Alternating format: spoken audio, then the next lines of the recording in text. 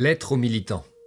Je vous regarde souvent avec fascination. Vous êtes de ceux qui donnent leur soirée, leur week-end, parfois une vie entière à une cause qui les dépasse. De ceux qui collent des affiches sous la pluie, qui distribuent des tracts dans l'indifférence, qui débattent jusqu'à l'épuisement parce qu'ils pensent que leurs idées peuvent changer le monde. Il y a chez vous quelque chose de profondément noble. Le militant renonce au confort, il accepte l'usure, les déceptions, les défaites répétées. Il apprend à être minoritaire, à être moqué, à recommencer malgré tout. Il porte sur ses épaules une espérance collective qui demande une discipline presque religieuse. Et puis il y a cette joie particulière que seuls les groupes engagés connaissent. Celle de se retrouver entre semblables, de parler le même langage, de reconnaître immédiatement les siens, d'avancer ensemble vers un objectif commun avec la sensation exaltante de participer à quelque chose plus grand que soi. Le militant n'est jamais totalement seul. Il trouve une famille dans le combat, une chaleur dans la conviction partagée, un socle solide à son identité. Mais c'est précisément là que naît mon interrogation. À partir de quand l'engagement devient-il un renoncement? À partir de quand défendre une idée consiste à ne plus pouvoir la questionner? À partir de quel moment la fidélité à une cause exige-t-elle de faire taire ses propres nuances,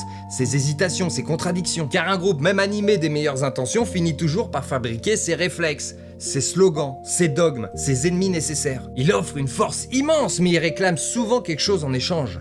L'alignement. Une étrange scission semble alors apparaître entre la cause et ceux qui prétendent la servir. Car l'un des principaux buts du militantisme est de convaincre, de réduire le nombre d'adversaires, de transformer peu à peu l'ennemi en interlocuteur et peut-être même en allié. Pourtant, plus l'adversaire grandit, plus il devient caricatural, menaçant, omniprésent, plus le combat semble nécessaire, plus la colère semble juste, plus le militant renforce sa propre raison d'être. Alors je me demande, cela pousse-t-il parfois le militant, inconsciemment, à ne plus chercher à convaincre, mais plutôt à désigner, dénoncer, faire grossir les rangs de ce qui lui permet finalement de se sentir vivant? L'ennemi cesse alors d'être un obstacle à dépasser pour devenir un pilier invisible de l'identité du militant. Et peut-être que notre époque accentue un peu les choses, car chaque indignation devient visible, chaque affrontement un spectacle. Chaque ennemi est immédiatement désigné, parfois même contre son gré. Alors parfois, la confrontation finit par tenir lieu d'engagement, d'obligation, d'alignement. Non plus parce qu'elle convainc, mais parce qu'elle rassemble. Parce qu'elle soude son propre camp en le gargarisant autant qu'elle renforce celui d'en face, en le durcissant. Peut-être est-ce là le piège le plus subtil. Quand une cause qui veut changer le monde commence inconsciemment à avoir besoin que le monde reste imparfait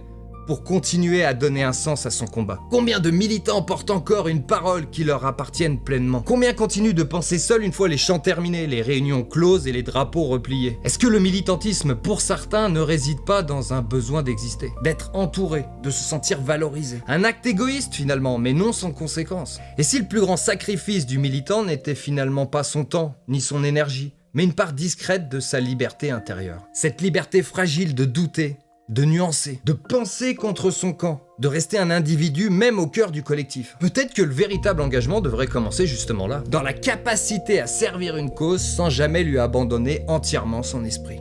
Le besoin d'exister ne doit pas sacrifier l'existence.